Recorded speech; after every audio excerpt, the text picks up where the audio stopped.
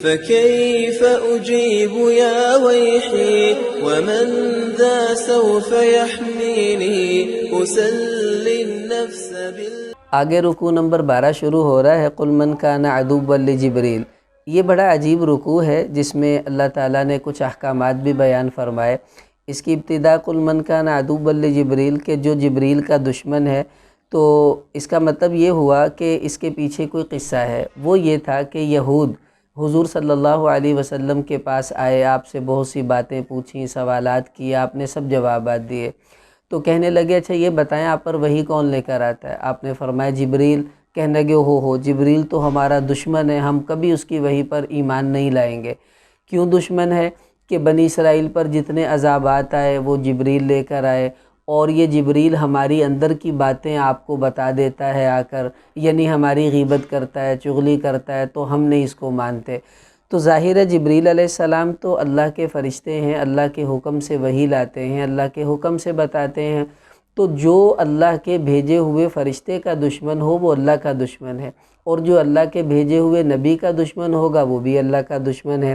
تو اللہ تعالیٰ نے یہی فرمایا قل من کان عدوا للہ وملائکتہ، کہ جو اللہ کا دشمن ہوگا، فرشتوں کا دشمن ہوگا، رسولوں کا، جبریل کا اور میکائیل کا، تو اللہ بھی پھر ایسے کافروں کا دشمن ہے۔ کیا مطلب ہے؟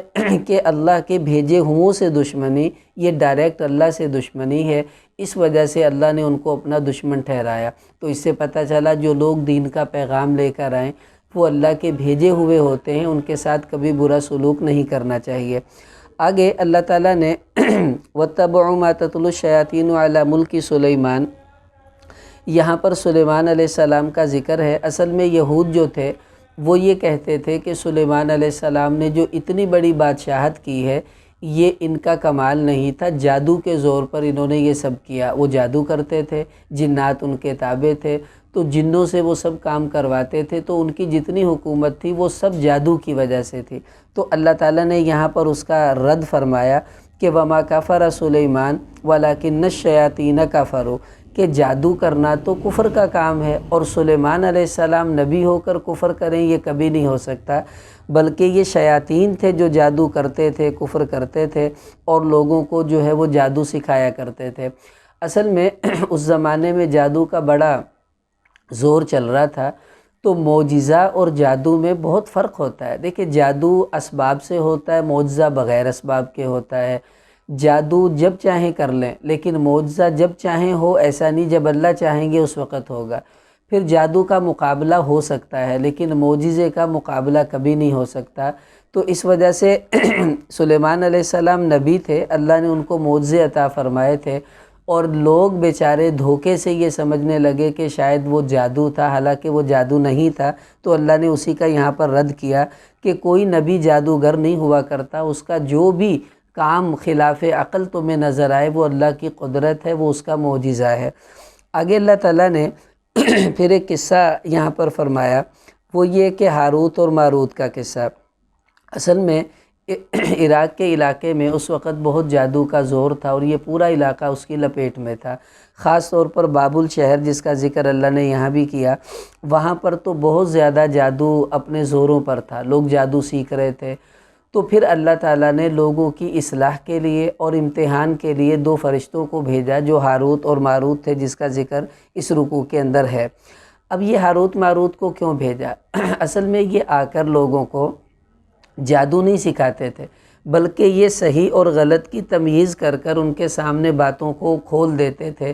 مثلا جیسے کوئی آدمی آ کر پوچھے کہ جی زنا میں اور نکاح میں کیا فرق ہے، تو ظاہر عالم کھل کر بتائے گا بھائی زنا میں نکاح نہیں ہوتا، اور اپنی مرضی سے کسی لڑکی کے ساتھ تم میاں بیوی والا تعلق قائم کرو گے یہ سخت گناہ ہے وغیرہ وغیرہ، اور نکاح میں گواہ ہوتے ہیں، ایجاب و قبول ہوتا ہے، پھر تمہارے اوپر حقوق آتے ہیں، اس طرح۔ تو ان کو اللہ نے یوں بھیجا تھا کہ دیکھو اس طرح جادو کرو گے تو یہ کفر ہے، گناہ ہے، حرام ہے، مت کرو، اور اگر اس طریقے سے کر لو گے تو یہ بالکل صحیح ہے، اور تم جادو کو غلط استعمال نہ کرنا، اس کے ساتھ کسی کو نقصان نہ دینا وغیرہ وغیرہ۔ تو اللہ تعالیٰ یہاں پر وہی فرما رہے ہیں کہ وَمَا أُنزِلَ عَلَى الْمَلَكَيْنِ بِبَابِلَ هَارُوتَ وَمَارُوتَ، کہ یہ فرشتے جب آئے تھے تو یہ آ کر لوگوں سے یہ کہتے تھے انما نحن فتنۃ فلا تکفر، دیکھو ہم تو تمہارے لیے آزمائش کے طور پر آئے ہیں، تو تم ہماری وجہ سے کہیں کفر میں مبتلا نہ ہو جانا۔ کیا مطلب کہ ہم تمہیں یہ بتا رہے ہیں یوں جادو کرو گے تو کافر ہو جاؤ گے، تو کہیں تم اس جادو کو کر کر کفر میں مبتلا ہو جاؤ اور اپنا نقصان کر لو، یہ تمہارے لیے بالکل مناسب نہیں۔ تو یہ دونوں فرشتے بطور آزمائش کے اللہ تعالیٰ نے اس قوم پر بھیجے تھے۔ تو اب اللہ فرما رہے فَيَتَعَلَّمُونَ مِنْهُمَا، لوگ ان سے جادو سیکھتے تھے اور پھر اپنی مرضی سے وہ جو جیسے کرنے والا تھا وہ کرتا رہا۔ لیکن ایک بڑی عجیب بات یہاں اللہ نے فرمائی وَمَا هُمْ بِضَارِّينَ بِهِ مِنْ أَحَدٍ إِلَّا بِإِذْنِ اللَّهِ، کہ یہ جتنے بھی جادو ہیں ان سے نقصان اس وقت ہوگا جب اللہ چاہیں گے، یعنی اللہ کے حکم کے بغیر کسی کو جادوگر نقصان نہیں دے سکتا۔ تو پتہ چلا بڑے سے بڑا جادوگر بھی ہمارا دشمن ہو جائے اور اللہ ہمارا دوست ہے تو ہمیں کسی سے ڈرنے کی ضرورت نہیں ہے، ہمارا رب ہمارے ساتھ ہے، یہی ہمارے لیے کافی ہے۔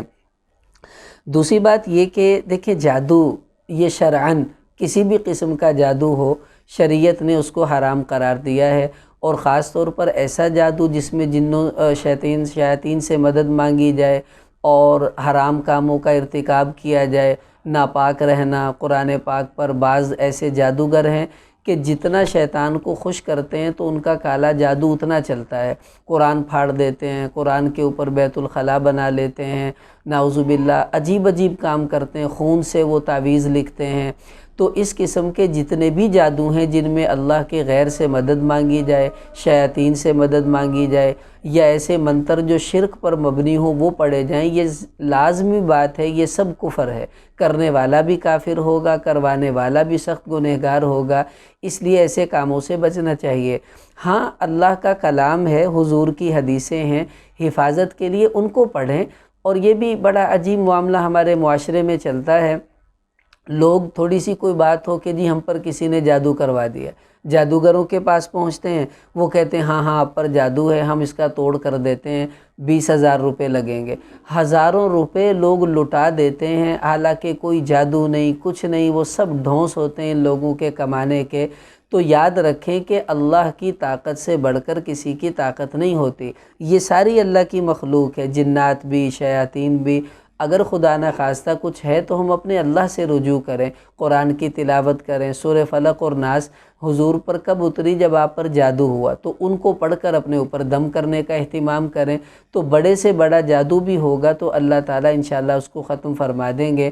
ایسے ہی منزل بازار سے ملتی ہے، اس میں قرآن کی چند آیتیں ہیں، وہ پڑھیں، پانی پر دم کریں، اپنے گھر میں چھڑک دیں، اس کو پی لیں، تو انشاءاللہ اس منزل کے پڑھنے سے بھی اللہ تعالیٰ قرآن کی برکت سے آپ کے جادو وادو سب ختم فرما دیں گے۔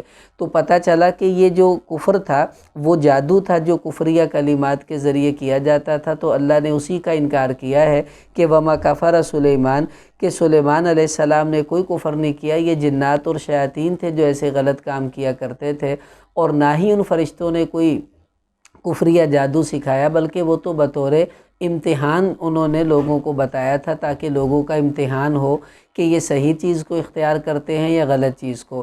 تو بہرحال ہمیں بچنا چاہیے جادو سے بھی، جادوگروں سے بھی، اور کسی وہم میں پڑنے کی ضرورت نہیں ہے، اپنے اللہ کی رسی کو مضبوطی سے تھامیں، انشاءاللہ اللہ آپ کے ساتھ ہے تو آپ کو کوئی نقصان نہیں دے سکتا۔